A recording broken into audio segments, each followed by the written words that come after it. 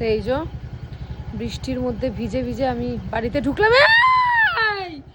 ওখানে পিচকি বসে আর বাড়িতে এসে দেখছি ওই পিচকিটা আমার বাড়ির সামনে বসে।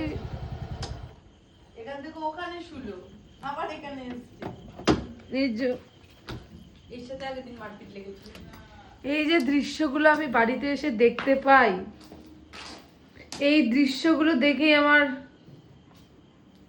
মনটা খুব খুশি খুশি হয়ে যায়। ওর নাম কি রে?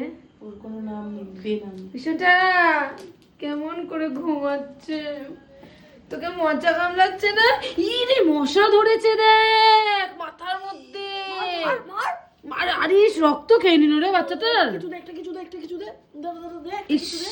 দাঁড়া দাঁড়া, কি দিয়ে মারি? ছি ছি ছি ছি ছি ছি। মার তোর মশাগুলোকে মার আস্তে করে, তাড়িয়ে দে হাতি। ও ওইভাবেই ঘুমাচ্ছে, ভাবা যায়? কি অবস্থা দেখি।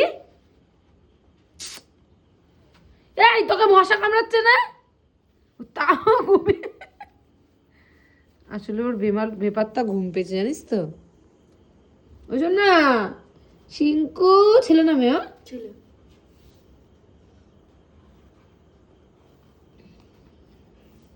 এই থাক, ঘুমাতে দে।